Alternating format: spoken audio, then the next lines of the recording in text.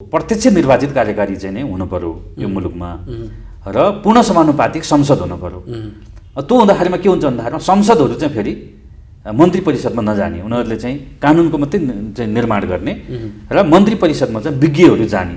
हामीले त्यो गरिदिँदाखेरि चाहिँ प्रत्यक्ष निर्वाचित कार्यकारी भइसके पछाडि त 5 वर्षसम्म त्यो सरकार त ढल्न सक्ने कुरा भएन र अब हामी महाधिवेशनबाट नयाँ कार्य समिति चाहिँ गठन गरेर हामी आउँदो निर्वाचनमा चाहिँ सशक्त ढङ्गले यो संविधानले परिकल्पना गरे अनुसारको नेपाल निर्माण गर्नको लागि हामी जान्छौँ र संविधानलाई फेरि च्यात्ने, संविधानको बारेमा फेरि यो हल्लाहरू गलत हल्लाहरू फैलाउनेलाई हामी खबरदारी गर्दै हामी अगाडि बढ्छौँ। नेपाल परिवार दल कुनै पनि हिंसा र सशस्त्र युद्धमा हामी विश्वास गर्दैनौँ। हामी एउटा शान्तिवादी पार्टी हो, बुद्धवादी पार्टी हो, गान्धीवादी पार्टी हो, हैन। हामी एउटा शान्तिपूर्ण बाटोबाट नै हामी लक्ष्य चाहिँ हासिल गर्नुपर्छ भन्ने हामी विश्वास गर्छौँ। कम्युनिस्टहरू प्राय टुट्ने फुट्ने र अन्तिममा गएर यो चाहिँ सिद्धिने लाइनमा नै गएको हामीले देखिन्छ।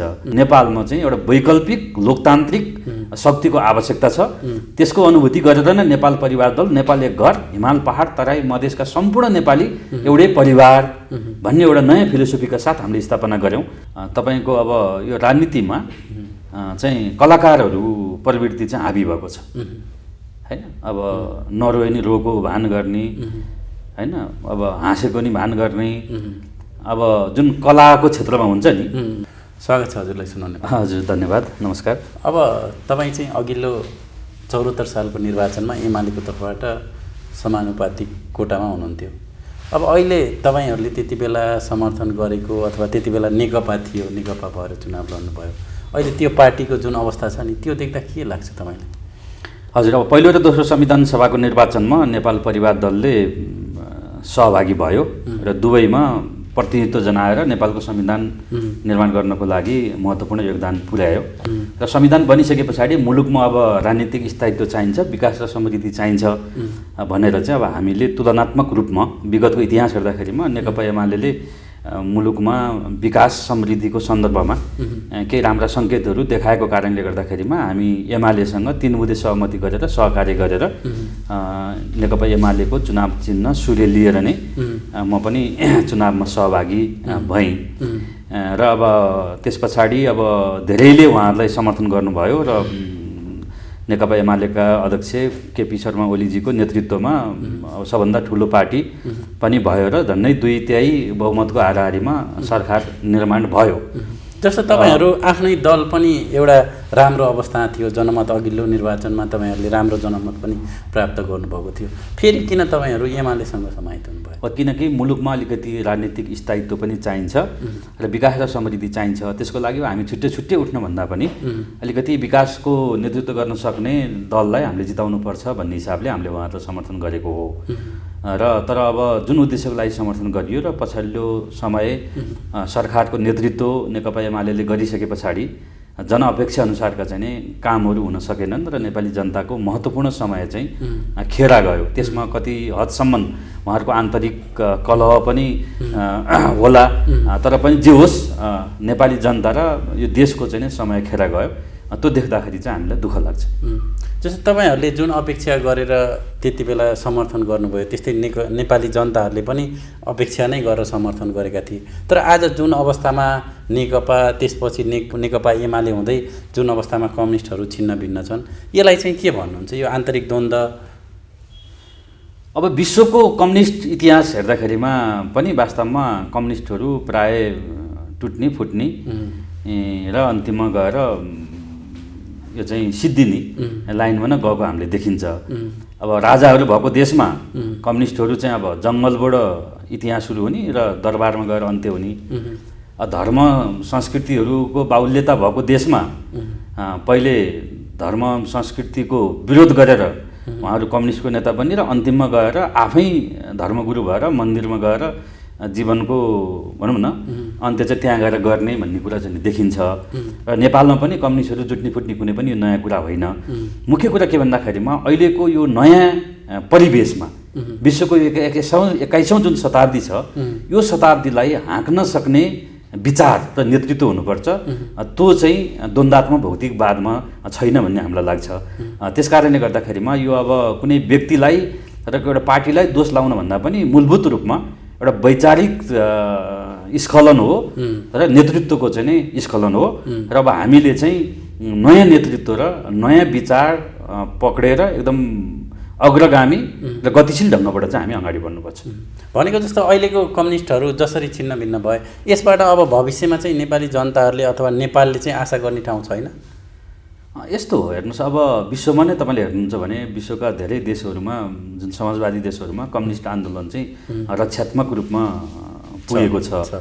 तर नेपालमा नै एकपटक तत्कालीन नेता मदन भण्डारीजीको नेतृत्वमा जनताको बहुदलीय जनावाद आइसके पछाडि फेरि नेपालको कम्युनिस्ट आन्दोलनले एउटा नयाँ आयाम पाएर नयाँ थप उचाइमा पुग्यो र त्यस पछाडि अहिले प्रधानमन्त्री केपी शर्मा ओलीजीको नेतृत्वमा पनि यसले एउटा चाहिँ उचाइ प्राप्त गरेको हो। जनताले के हुन्छ भन्दाखेरिमा यो अवसर पनि सधैँ दिने भन्ने कुरा हुँदैन, एकपटक दुईपटक दिने हो। त्यो अवसर दिँदाखेरिमा गरेर देखाउन सकेन भनेदेखि चाहिँ फेरि त्यो अवसर चाहिँ अरूलाई दिनुपर्ने हुन्छ।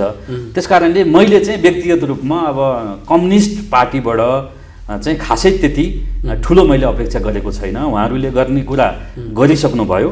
अब हामी चाहिँ नयाँ ढङ्गबाट विकास र समृद्धि केन्द्रित राजनीति चाहिँ अगाडि बढाउनुपर्छ र त्यसको लागि नेपालमा चाहिँ एउटा वैकल्पिक लोकतान्त्रिक शक्तिको आवश्यकता छ। त्यसको अनुभूति गरेर नै नेपाल परिवार दल, नेपाल एक घर, हिमाल पहाड तराई मधेसका सम्पूर्ण नेपाली एउटै परिवार भन्ने एउटा नयाँ फिलोसोफीका साथ हामीले स्थापना गऱ्यौँ। र यद्यपि हामीले जुन उचाइ चुम्न पर्ने हो त्यो सकेका छैनौँ, तर हामी थाकेका छैनौँ, निरन्तर हामी लागिरहेका छौँ। र पछाडि नयाँ शक्तिको नाममा पनि पार्टी स्थापना भयो र अहिले पछिल्ला केही राजनीतिक शक्तिहरू पनि नयाँ शक्तिको रूपमा आइराख्नु भएको छ। तर पनि अब जुन उचाइमा पुग्नुपर्ने उहाँहरू पुग्नु सक्नुभएको छैन। तर यसको मतलब यो होइन कि अब वैकल्पिक शक्तिको आवश्यकता छैन भन्ने होइन। नेपालको अब आवश्यकता भनेको नै वैकल्पिक राजनीतिक शक्ति हो र त्यसले मात्रै नेपालको चाहिँ अब बाँकी कार्यभार चाहिँ सम्पन्न गर्न सक्छ भन्ने चाहिँ नै मेरो चाहिँ ठम्मै हो। भनेको जस्तो अहिलेका काङ्ग्रेस, अहिलेको नेकपा एमाले अथवा माओवादी केन्द्र चाहिँ यो देशका भविष्यमा यो देशमा केही गर्न सक्दैनन् भन्ने चाहिँ तपाईँहरूको उहाँहरूले गर्ने कुरा गरिसक्नुभयो, त्यसलाई हामीले आभार व्यक्त गर्नुपर्छ, धन्यवाद दिनुपर्छ। र अब खास गरी तपाईँले हेर्नुहुन्छ भने विश्वमा नै नयाँ विचार र पुरानो विचार बिचको चाहिँ अन्तर्द्वन्द्व हुन्छ र अब जनताहरू पनि त्यो दुईटा मध्ये कहाँ आफूलाई उभ्याउने त्यो हामीले उभ्याउनु पर्ने हुन्छ। सुरुमा पुरानो विचार बलियो देखिए पनि अन्तत्वगत विजय भनेको चाहिँ नयाँ विचारको नै हुन्छ।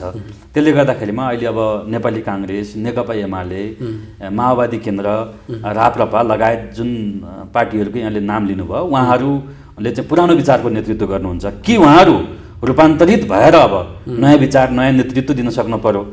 त्यो पनि अब हामीले देखिएको छैन। अब बहुमत दिँदाखेरिमा पनि सरकार सञ्चालन गर्न नसक्ने, 5 वर्षसम्म पनि अब महाधिवेशन गर्न नसक्ने होइन।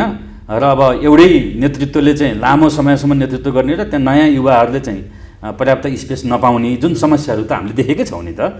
त्यसले गर्दाखेरिमा उहाँहरूले पुरानो विचारको नेतृत्व गर्नुहुन्छ र उहाँहरूबाट अब नयाँ नेपाल निर्माणको जुन एउटा नेपाली जनताले जुन एउटा आकाङ्क्षा बोक्नु भएको छ त्यो सम्भव छैन। त्यसको लागि चाहिँ बरु त्यो पार्टीमा पनि रहनुभएका नयाँ युवा साथीहरू, नयाँ सोच विचार भएका साथीहरू चाहिँ सबै पार्टीमा रहनुभएका हामी एकत्रित भएर वैकल्पिक लोकतान्त्रिक शक्ति नै निर्माण गर्नुपर्छ। त्यसमा नै नेपाल र नेपालीको चाहिँ हित हुन्छ। जस्तो तपाईँले भन्नुभयो नि अब पुरानाले पनि गर्न सक्दैनन्, अब नयाँ तपाईँहरूलाई पनि जनताहरूले ठ्याक्क पताइहाल्ने स्थिति छैन। के छ अब यस्तो अवस्था? तपाईँहरूले जनताहरूको मन जितेर जान सक्ने तपाईँहरूसँग एजेन्डाहरू, तपाईँहरूसँग विकल्पहरू के छन् त? हजुर, एकदम राम्रो प्रसङ्ग यहाँले उठाउनु भयो। यो चुनौती छ होइन। अब किन भन्दाखेरिमा नेपालमा का नयाँ राजनीतिक दलहरूमा पनि अब आफ्ना आफ्ना मूल्य मान्यताहरू छन्, एक ठाउँमा आउन सक्ने अवस्था भइराखेको छैन। तर पनि मलाई जहाँसम्म लाग्छ अब मेरो सुझाव चाहिँ के छ भन्दाखेरिमा जुन नयाँ संविधान निर्माण भएको छ, सङ्घीय लोकतान्त्रिक गणतन्त्र नेपाल, र खास गरी नयाँ संविधानमा हामीले 4-5वटा मूलभूत विषयहरू नयाँ संविधानको एउटा खम्बाको रूपमा, एउटा पिल्लरको रूपमा हामीले स्थापित गरेका छौँ। र त्यो संविधान निर्माण गर्ने निर्माणकर्तामध्ये एकजना म पनि हुँ। र त्यसमा खास गरी अब लोकतन्त्र, गणतन्त्र, धर्मनिरपेक्षता, सङ्घीयता, समानुपातिक र समावेशिता, यी 5 विषयहरू चाहिँ नयाँ संविधानको खम्बा हो। र यो ठुलो चाहिँ एउटा त्याग र बलिदानबाट चाहिँ नेपाली जनताले चाहिँ प्राप्त गर्नुभएको हो। त्यसले गर्दाखेरिमा अहिले यो संविधान पूर्ण रूपमा कार्यान्वयन भएको छैन। फेरि अब यी संविधानका उपलब्धिहरूलाई नै उल्ट्याउने खेलमा पनि अब नेपालमा चाहिँ राजनीति विभिन्न छलफलहरू भइरहेको छ होइन। त्यस कारणले गर्दाखेरिमा मेरो विचार चाहिँ के भन्दाखेरिमा अब यो जुन नयाँ संविधान छ, नयाँ संविधानमा टेकेर नै नेपालको सामाजिक आर्थिक रूपान्तरण गर्न सकिन्छ र अब हामीले यो व्यवस्थाको यो संविधानको विकल्प खोज्ने बेला भएको छैन र संविधानले कस्तो किसिमको नेपाल परिकल्पना गरेको छ, संविधानले परिकल्पना गरेको एउटा गाउँपालिका कस्तो हो, एउटा चाहिँ नगरपालिका कस्तो हो, महानगर कस्तो हो होइन, सिङ्गो नेपाल कस्तो हो, त्यसलाई हामीले बसेर छलफल गरेर विज्ञहरू राखेर त्यो अनुसारको चाहिँ नेपाल निर्माण गर्नलाई हामी जानुपर्छ। त्यसको लागि राष्ट्रिय एउटा सहमति पनि आवश्यक छ भन्ने मलाई लाग्छ। त्यसले गर्दाखेरिमा तत्काल अहिले नयाँ शक्तिहरू त्यति बलियो नदेखिए पनि अन्ततगत त अर्को कुनै विकल्प नै छैन कि नयाँ पुरानाले नसक्ने नयाँलाई चाहिँ पर्खिनुपर्ने मात्रै अवस्था हो। त्यसले अब नेपालमा केही समयमा नयाँ शक्तिको नै उदय हुन्छ र त्यो नयाँ शक्तिले नै नेपालको रूपान्तरण गर्छ। तपाईँले हेर्नुहोस् न, भारतमै हेर्नुहोस्, कङ्ग्रेसले कति लामो समय शासन गरेको थियो। कुनै समय 2 सिट मात्रै भएको चाहिँ बिजेपी अहिले त भारतमा शासन गरिराखेको छ। दिल्लीको उदाहरण हेर्नुहुन्छ भने होइन, दिल्लीमा कति लामो समयसम्म कङ्ग्रेसको चाहिँ बहुमत आएको थियो भने अहिले चाहिँ आम आदमी पार्टीले चाहिँ 2/3 बहुमत ल्याएको छ। मैले अब त्यसका नेता केजरीवालजीलाई केही महिना अगाडि पनि भेटेको थिएँ भारत भ्रमणको क्रममा। उहाँ दोस्रो पटक निर्वाचित भइसके पछाडि होइन। अब त्यसले गर्दाखेरि भुटानमा तपाईँले हेर्नुहोस्, एकजना चिकित्सकले स्थापना गर्नुभएको पार्टीले चाहिँ पूर्व प्रधानमन्त्रीको पार्टीलाई पुरै विस्थापित गरेर उहाँले अहिले सरकार चलाउनु भएको छ। त्यसले गर्दाखेरिमा छिमेकीहरूतिर पनि हामीले हेर्दाखेरिमा जब पुरानो राजनीतिक दललाई जनादेश दिँदाखेरिमा उहाँहरूले जनताको अपेक्षा अनुसार काम गर्न सक्नुहुन्न, त्यस पछाडि चाहिँ नयाँ दल अथवा नयाँ शक्ति चाहिँ स्थापना भएको इतिहास छ र अब नेपालमा पनि त हुनुपर्छ। जस्तो भारत लगायत अरू जुन उदाहरणहरू दिनुभयो त्योसँग चाहिँ हाम्रो संस्कृति अथवा हाम्रो कल्चर नमिलेको हो कि हाम्रोमा चाहिँ जस्तो नयाँ दल तपाईँहरूले खोल्नुभयो भने आन्तरिक द्वन्द्वका कारण 1-2 महिनामै फुट्ने, 1-2 वर्षमै फुट्ने जुन समस्याहरू छन्, अहिले जुन रविन्द्र मिश्रहरूको नयाँ पार्टी भन्यो त्यो पनि फुट्यो। बाबुरामजीहरू यता तपाईँले उदाहरण पनि दिनुभयो, चलाउन नसकेर उता अर्को पार्टीमा समाहित हुनुभयो। अब फेरि त्यहाँ पनि टुट्ने फुट्ने क्रमहरू हुन्छ। यसलाई चाहिँ कसरी व्यवस्थापन गरिन्छ? अब यसको लागि चाहिँ नयाँ रसायन, अहिले मैले भने 5वटा रसायन, त्यो रसायनले जोड्ने शक्तिहरू चाहिँ अब एक ठाउँमा एकत्रित भएर उभिनुपर्छ भन्ने मलाई लाग्छ र अब एउटा नयाँ संस्कृति र परम्पराको हामीले चाहिँ सुरुवात गर्नुपर्छ। अन्यथा के भन्दाखेरिमा त्यही टुटफुट हुने र अब देशको समय बर्बाद हुने अवस्था मात्रै सिर्जना हुन्छ। मैले 5वटा रसायन भन्दाखेरि अहिले मैले भने नि संविधानका 5वटा खम्बा भने नि तिनीमाथि फेरि अहिले प्रश्न उठेको छ। अब धर्मनिरपेक्षतामा जनमत सङ्ग्रह गरौँ भनेर रविन्द्रजीहरूले भन्न लाउनुभयो, सङ्घीयता खारेज गरौँ भन्न लाउनुभयो भनेपछि अब त्यसमा पनि जनताको अपार समर्थन त थिएन त्यति बेला पनि। यस्तो हो, हेर्नुहोस्, तपाईँले हेर्नुहुन्छ भनेदेखि अहिले नेपालमा 2-3वटा राजनीतिक शक्तिहरू हामीले देख्न सक्छौँ। पहिलो तपाईँको पक्षगामी शक्तिहरू जो चाहिँ हिजोको राज्य व्यवस्थामा उहाँहरूको हालिमुहाली थियो, उहाँहरू रमाउनु भएको थियो र उहाँहरू अब त्यतैतर्फ नै फर्काउन चाहनुहुन्छ, हिजोको व्यवस्थामा फर्काउन चाहनुहुन्छ होइन। त्यो किसिमको एउटा प्रवृत्ति शक्ति अझै पनि नेपालमा छ, कमजोरवादी। दोस्रो छ तपाईँको चाहिँ यथास्थितिवादीहरू भनेको चाहिँ अहिलेको जस्तो अवस्था छ, जसको हातमा शासन सत्ता छ, काङ्ग्रेस कम्युनिस्टहरू छन् नि, उनीहरूको त अब हिजो कम्युनिस्ट थियो, अहिले फेरि काङ्ग्रेसको भएको छ। उनीहरू यो यथास्थितिमा नै पालो गरी बाँडीचुडी खाने त्यो छ। त्यसबाट पनि अहिलेको संविधानको चाहिँ आवश्यकता त्यो होइन, संविधानले भन्न खोजेको देखाउन खोजेको बाटो त्यो होइन। र अर्को भनेको चाहिँ तपाईँको अग्रगामी। मैले त नेपालको सन्दर्भमा अग्रपन्थी लोकतन्त्र भनेर मेरो एउटा पुस्तक पनि मेरो एउटा प्रकाशित छ होइन। त्यसले गर्दाखेरिमा अग्रपन्थी, मैले नेपालमा पहिलोपटक अग्रपन्थी, अग्रगामी भनिन्थ्यो तर अग्रपन्थी भन्ने शब्द चाहिँ प्रयोग गरेको छु। र अग्रपन्थी लोकतन्त्र, head wing democracy, left wing पनि होइन, राइट विङ पनि होइन होइन। दुवैका चाहिँ कमजोरीहरूलाई हामीले चाहिँ छोडेर सबल पक्षहरूलाई चाहिँ आत्मसात गरेर अगाडि जाने अग्रपन्थी लोकतन्त्र, हेड विङ डेमोक्रेसी होइन मैले भनेको छु। त्यसले गर्दाखेरि अहिलेको आवश्यकता भनेको चाहिँ त्यो अग्रगामी अथवा अग्रगामी विचारको हो। तर जसलाई जनताले यी मान्छे त अग्रगामी छन् भनेर विश्वास गरेर हैन समर्थन गरेका छन् उनीहरूको नै व्यवहारहरू हेर्दाखेरि चाहिँ यथास्थितिवाद र पक्षगामी चिन्तनहरू चाहिँ देखिरहेको छ हैन। किन भन्दाखेरिमा काङ्ग्रेस कम्युनिस्टहरू त उनीहरूले नै मिलेर यो संविधान निर्माण गरे हो नि त। विशेष गरी माओवादी त यो परिवर्तनमा उसको त एउटा ठुलो हात छ नि। यद्यपि उसले परिवर्तन ल्याउनको लागि अपनाएको विधि पद्धतिबारे त्यसमा नेपाल परिवार दलको चाहिँ समर्थन छैन, किनकि नेपाल परिवार दल कुनै पनि हिंसा र सशस्त्र युद्धमा हामी विश्वास गर्दैनौँ। हामी एउटा शान्तिवादी पार्टी हो, बुद्धवादी पार्टी हो, गान्धीवादी पार्टी हो हैन। हामी एउटा शान्तिपूर्ण बाटोबाट नै हामी लक्ष्य चाहिँ हासिल गर्नुपर्छ भन्ने हामी विश्वास गर्छौँ। तर पनि माओवादीले खेलेको भूमिका त महत्त्वपूर्ण नै छ यो परिवर्तनको लागि। माओवादी सहित एउटा अग्रगामी कित्तामा उभिनुपर्ने ठाउँमा उहाँहरू पनि छिन्न भिन्न हुनुभएको छ। त्यसले गर्दाखेरिमा अग्रगामी शक्तिहरू चाहिँ अलिकति कमजोर भएको कारणले गर्दाखेरिमा यथास्थितिवाद र पक्षगामी शक्तिहरूले चाहिँ टाउको उठाउन पाए। त्यसले यसबाट अब हामीले पाठ सिकेर अग्रगामीहरूको चाहिँ एउटा मोर्चा बनाएर अगाडि बढ्नुपर्छ। मलाई लाग्छ हामीले यो राम्रोसँग जनतालाई नै बुझाउन सक्यौँ भने जनताको पनि समर्थन यसमा रहन्छ भन्ने मलाई लाग्छ। यद्यपि मैले मात्रै बोल्दाखेरिमा अब जनसमर्थन अब कम होला अथवा अर्को साथीले छुट्टै बोल्दा हामी सबै मिल्नुपर्छ।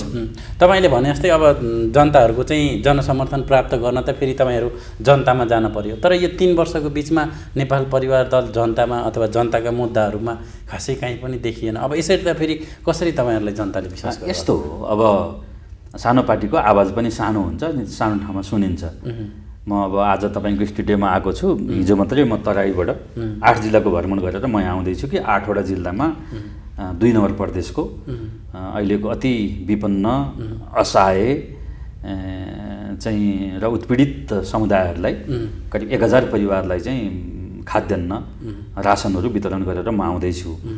अब गत वर्ष पनि अब पत्रकार मञ्चदेखि लिएर तमाम थुप्रै ठाउँमा नै 10औं हजारको सङ्ख्यामा अब स्वास्थ्य सामग्रीहरू मास्कहरू नेपाल परिवार दलको अगुवाईमा नै हामीले वितरण गरेको हो।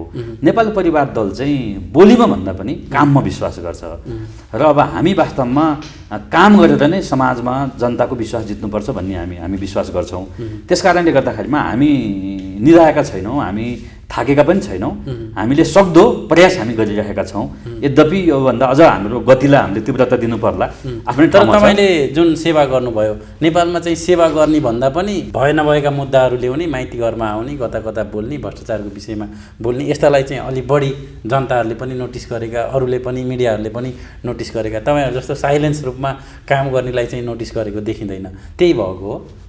हजुर, यस्तो हो। अब यहाँहरूको पनि ध्यान त्यतितिर केन्द्रित हुन्छ। किन भन्दाखेरिमा अब तपाईँको अब यो राजनीतिमा चाहिँ कलाकारहरू प्रवृत्ति चाहिँ हाबी भएको छ हैन। अब नरोए नि रोको भान गर्ने हैन, अब हाँसेको नि भान गर्ने। अब जुन कलाको क्षेत्रमा हुन्छ नि राजनीतिक कलाकर्मीहरूको चाहिँ यो बिगबिगले नेपालको राजनीतिलाई चाहिँ अलिकति अस्वस्थ बनाएको छ। स्वस्थ प्रतिस्पर्धा यहाँनिर छैन र वास्तवमा जनताले अब मूल्याङ्कन गर्नुपर्छ। वास्तविक रूपमा नेपाली जनतालाई चाहिने शक्ति, विचार, नेतृत्व के हो भन्ने कुरा चाहिँ जनताले बुझ्नुपर्छ भन्ने मन लाग्छ। यहाँले भनेको कुरा ठिक हो। ठुलो एउटा मिसअन्डरस्ट्यान्डिङ छ। जनताले कुन ठिक कुन बेठिक उहाँले छुट्याउन सक्नुभएको छैन।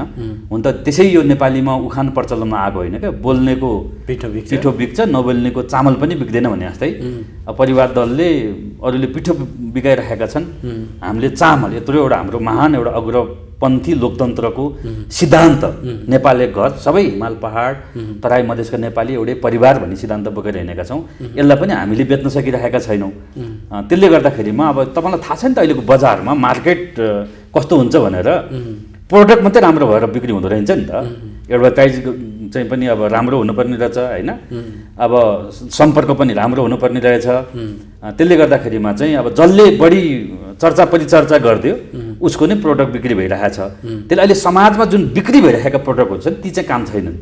तिनीहरूले नेपाली जनताको होइन आमूल रूपमा सामाजिक आर्थिक रूपान्तरण गर्न सक्दैनन्। त्यो सत्य साबित भइसक्यो। त्यसको लागि चाहिँ अब हामीले नयाँ प्रोडक्ट नै समाजमा ल्याउनुपर्छ। त्यो भनेको चाहिँ नयाँ विचार हो, नयाँ नेतृत्व हो र त्यो चाहिँ नयाँ रसायन, जुन नयाँ संविधानका रसायन छ त्यो रसायनले जोडेको हामीले शक्ति निर्माण गरेर चाहिँ हामी अगाडि बढ्नुपर्छ। जस्तो अब अहिले जुन सरकार परिवर्तन भयो यसलाई चाहिँ नेपाल परिवार दलले चाहिँ कसरी हेरेको छ त? अब डेमोक्रेसीमा सरकार परिवर्तन हुनु त एउटा स्वाभाविक नै प्रक्रिया हो। किन भन्दाखेरिमा जसको बहुमत हुन्छ उसले सरकार निर्माण गर्छ। तर पनि जनताले चाहेको चाहिँ त्यो होइन। किन परिवार दलले तत्कालीन नेकपा एमालेलाई समर्थन गरेको पनि होइन, समर्थन गरेको पनि कम्तीमा अब नयाँ सरकार चाहिँ 5 वर्ष टिकोस् भन्ने उद्देश्यले हो, स्थिरताको लागि। किन भन्दाखेरिमा अहिलेसम्म हामीले देशको विकास हुन सकेन, किन भन्दाखेरि राजनीतिक स्थिरता भएन भने भन्यो नि। र त्यही भएर हामीले संविधानमा पनि सरकार बने पछाडि 2 वर्षसम्म अविश्वासको प्रस्ताव ल्याउन नपाउने भन्ने व्यवस्था हामीले गऱ्यौँ। तर त्यसको बावजुद पनि सरकार चाहिँ असफल भयो। त्यसमा ठिक छ, सरकारको नेतृत्व गर्नेहरूको पनि अब कमजोरीहरू होलान्, ती छलफल विवेचना गर्न सकिन्छ। र कम्तीमा हामीले 5 वर्ष सरकार सञ्चालन गर्न सकेको भएदेखि चाहिँ यसले केही न केही एउटा नयाँ सन्देश जान्थ्यो भन्ने हामीलाई लाग्छ। भनेको तत्कालीन अवस्था पूर्व प्रधानमन्त्री केपी शर्मा ओलीले चाहिँ त्यो कोलिसनलाई चाहिँ मिलाएर लान नसक्नु नै अहिलेको कमजोरी हो। यो सत्ताप्रतिको आकाङ्क्षा हेर्नुहोस् है। अब के छ भन्दाखेरिमा अब यो मुलुकमा अब प्रधानमन्त्री पद एउटा हुन्छ, अब धेरैलाई चाहिने। सरकारमा मन्त्री जम्मा 25 जना बनाउन मिल्छ होइन। अब निर्वाचन 275 जना सांसदहरू हुनुहुन्छ, प्लस राष्ट्रिय सभामा नि हुनुहुन्छ। उहाँहरू सबै त्यसको चाहिँ आकाङ्क्षी हुने। त्यसले गर्दाखेरिमा यो प्रब्लम भएको त्यस कारणले गर्दाखेरिमा यदि संविधान नै संशोधन गर्ने हो भने हाम्रो पार्टी नेपाल परिवार दलले चाहिँ अहिले के रियलाइज गरिरह्यो भन्दाखेरिमा चाहिँ नि अब यो प्रत्यक्ष निर्वाचित कार्यकारी चाहिँ नै हुनु पर्यो यो मुलुकमा, र पूर्ण समानुपातिक संसद हुनु पर्यो। त्यो हुँदाखेरिमा के हुन्छ भन्दाखेरिमा संसदहरू चाहिँ फेरि मन्त्री परिषदमा नजाने, उनीहरूले चाहिँ कानुनको मात्रै चाहिँ निर्माण गर्ने र मन्त्री परिषदमा चाहिँ विज्ञहरू जाने। हामीले त्यो गरिदिँदाखेरि चाहिँ प्रत्यक्ष निर्वाचित कार्यकारी भइसके पछाडि त 5 वर्षसम्म त्यो सरकार त ढल्न सक्ने कुरा भएन। कम्तीमा एउटा राजनीतिक स्थिरता चाहिँ हुन्छ भन्ने हामीलाई लागेको छ। र त्यसको साथसाथै अब तराई मधेसका पनि केही असन्तुष्टिहरू छन्, त्यसलाई सम्बोधन गरेर संविधानलाई अलिकति सर्वस्वीकार्य बनाएर हामी अगाडि जानुपर्छ भन्ने हाम्रो भनाइ हो।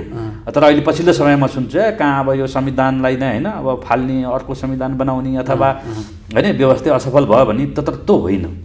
त्यो होइन, जनताले पनि लडेको त्यसको लागि होइन। त्यसले गर्दाखेरिमा त्यो गर्दाखेरि चाहिँ यो ठुलो आन्दोलन, त्याग, बलिदान र जनताप्रति चाहिँ न्याय हुँदैन भन्ने मलाई लाग्छ। अहिलेको यो सरकार अब ठ्याक्कै यसमा मैले तपाईँको उत्तर खोजेको, यो सरकार परिवर्तनको खेललाई चाहिँ तपाईँहरूले त गलत भन्नुभयो होइन। तर अब यस पछाडिका 1.5 वर्षको के होला होइन, पूर्व प्रधानमन्त्रीले 3 वर्ष शासन चलाउँदै गर्दा जनताका आशा अपेक्षाहरू त केही पनि पुरा भएनन् भन्ने जनताले रियलाइज गरेछन्। यो चाहिँ अब ठ्याक्कै तपाईँहरूको विश्लेषण चाहिँ यो 5 वर्षको समीक्षा चाहिँ के हो त? यो 5 वर्ष करिब खेर गयो, नेपाली जनताको 5 वर्ष खेर गयो। यो दुःखको कुरा हो। अब 3 वर्षमा होइन प्रधानमन्त्री केपी शर्मा ओलीजीको नेतृत्वको 3-3.5 वर्ष सरकारले गर्न नसकेका कुरा अब अहिले प्रधानमन्त्री शेरबहादुर देउवाजीले 1.5 वर्षमा गर्ने भन्ने कुरा पनि हुँदैन। अब पहिलेको सरकारको विरोध गर्दाखेरिमा नै समय बित्न थालिरहेको छ। त्यसले गर्दाखेरि यस्तो परम्पराबाट चाहिँ देशको चाहिँ विकास हुन सक्दैन, यो आवश्यकता थिएन। तर पनि जे होस्, सरकार त परिवर्तन भइसक्यो र बाँकी रहेको समय चाहिँ अब देश निर्माणमा लाग्नुपर्छ भन्ने चाहिँ मेरो उहाँहरूलाई सुझाव छ। त्यसमा उहाँहरू सफलता पाउनुहोस्। र प्रधानमन्त्री शेरबहादुर देउवा पनि अब धेरै अनुभवी राजनीतिज्ञ हुनुहुन्छ, उहाँको धेरै लामो अनुभव छ। विगतमा चाहेको तर गर्न नसकेको कुराहरू फेरि एकपल्ट उहाँले गर्ने अवसर पाउनुभएको छ। र नेपाल परिवार दल चाहिँ राष्ट्रिय मुद्दाहरूमा कहिले पनि प्रतिपक्षमा हुँदैन। हामीले चाहिँ जुन सरकार गठन भए पनि, जसको नेतृत्वमा सरकार भए पनि हामीले गुण र दोषको आधारमा समर्थन र विरोध हामीले गर्दै आइरहेका छौँ। त्यस कारणले गर्दाखेरिमा उहाँहरूलाई अब शुभकामना नै छ, अरू त के भन्ने हामीले होइन। भनेको अबको निर्वाचनमा नेपाल परिवार दल चाहिँ सशक्त ढङ्गले आउँछ। सशक्त ढङ्गले अहिले हाम्रो अब राष्ट्रिय महाधिवेशन पनि हामी तयारीमा छौँ। सम्भवतः 2-3 महिनाभित्र हामीले राष्ट्रिय महाधिवेशन गर्छौँ। त्योभन्दा अगाडि जिल्ला र प्रदेशमा हाम्रो महाधिवेशन हुन्छ। हाम्रो 7वटै प्रदेशमा प्रदेश समिति पनि छन्, क्रियाशील नै छन्, केन्द्रीय समिति पनि छ। र अब हामी महाधिवेशनबाट नयाँ कार्य समिति चाहिँ गठन गरेर हामी आउँदो निर्वाचनमा चाहिँ सशक्त ढङ्गले यो संविधानले परिकल्पना गरे अनुसारको नेपाल निर्माण गर्नको लागि हामी जान्छौँ। र संविधानलाई फेरि च्यात्ने, संविधानको बारेमा फेरि यो गलत हल्लाहरू फैलाउनेलाई हामी खबरदारी गर्दै हामी अगाडि बढ्छौँ। हस्, महत्त्वपूर्ण समय दिनुभयो यहाँले धेरै। ल, यहाँलाई पनि धेरै धेरै धन्यवाद।